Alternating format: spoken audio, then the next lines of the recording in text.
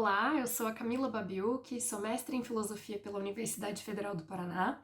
Atualmente eu sou doutoranda pelo programa de pós-graduação em Filosofia também da UFPR e hoje eu tô aqui para falar um pouco sobre a minha pesquisa de mestrado. Antes de começar, eu gostaria de agradecer o convite da Rede Brasileira de Mulheres Filósofas para fazer parte dessa série de vídeos e, sobretudo, pela escolha do meu trabalho na categoria mestrado do Prêmio Filósofas. Eu fico muito honrada com essa escolha, sobretudo por conhecer a qualidade do trabalho das demais pesquisadoras indicadas.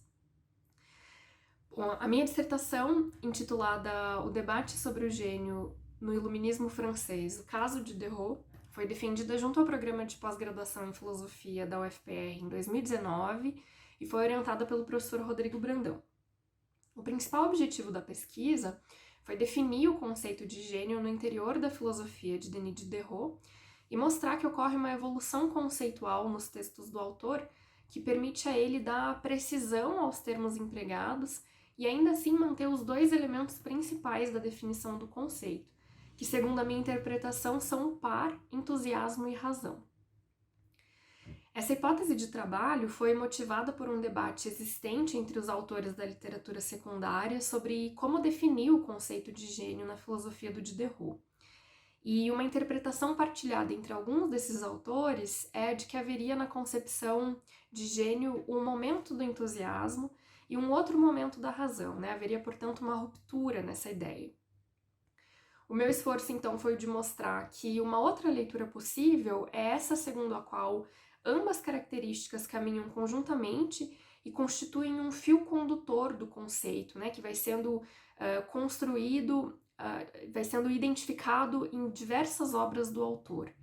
E haveria então esse fio condutor que une as ocorrências do termo, sem haver uma divisão na definição, mas sim uma especialização ou ainda uma evolução dessa noção. O Diderot não é um autor de sistema, e a leitura que a gente faz dele também não deve ser uma leitura sistemática ou sistematizante, de modo que não é possível realizar uma leitura propriamente estrutural da obra dele. Isso faz com que uma análise temática, como essa que eu me propus a fazer, envolva a leitura de textos de diferentes estilos. Então a gente vai ter, por exemplo, textos sobre o teatro, né? São textos tanto peças de teatro quanto textos teóricos a respeito da teoria teatral do Diderot. A gente tem também diálogos, ensaios, cartas, verbetes da enciclopédia, e isso tudo sem contar o fato de que alguns desses textos são publicados apenas póstumamente, como é o caso, por exemplo, do Sobrinho de Rameau. O desenvolvimento do conceito aparece em meio a essa variedade de temas e de estilos, e em geral Diderot exemplifica o conceito com uma personagem, que pode ser uma personagem histórica ou uma personagem inventada especificamente para ilustrar aquela ideia. A gente tem então menções ao gênio escritor, ao gênio ator, ao gênio pintor, por exemplo, e apesar da genialidade não se limitar ao domínio das belas artes, a definição do conceito é geralmente abordada no escopo do que hoje a gente chama de estética. Bom, o que é, afinal de contas, o gênio? Trata-se de uma pessoa cujas faculdades como memória e imaginação são mais desenvolvidas do que as mesmas faculdades em outras pessoas e são empregadas na criação de algo. Ou seja, o gênio é aquele que cria e, para isso, ele quebra regras e convenções vigentes para estabelecer novas.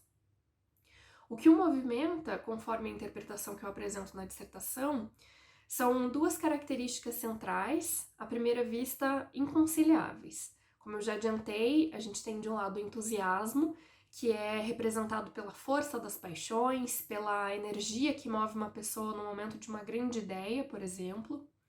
E do outro lado a gente tem a razão, ou seja, a frieza, a capacidade de controlar as emoções, as paixões e as sensações, e ainda a capacidade de sistematização das ideias. E essas duas características, a esse par, a gente vai somar ainda uma capacidade de observação que vai além do comum, né? Isso em comparação da pessoa que tem gênio, né? Do gênio com as pessoas comuns. É interessante notar que esse aspecto da observação extrapola os limites da visão. Isso porque, no caso do gênio, o ato de observar se liga intimamente à capacidade de imaginar e de memorizar. A criação do gênio consiste em perceber algo que não era evidente aos olhos da maioria das pessoas, e para isso o inventor ou inventora percebe relações que em alguma medida estavam escondidas. Para perceber essas relações, ele ou ela se vale de uma espécie de catálogo mental de suas impressões ou sensações, né? Por isso que a memória e a imaginação são tão importantes. O gênio deve, portanto, estar sempre muito atento a tudo que se passa ao redor dele para estabelecer novas relações ou para perceber essas relações escondidas.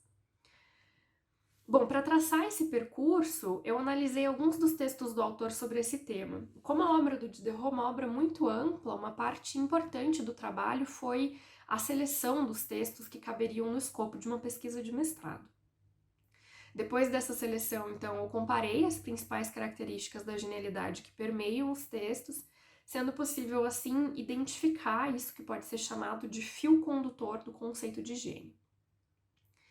As 3 obras centrais para minha análise foram Os Diálogos sobre o Filho Natural, que é um texto de 1757, é um texto no qual o Diderot vai apresentar algumas das suas ideias sobre o teatro, né? Ele vai propor algumas coisas.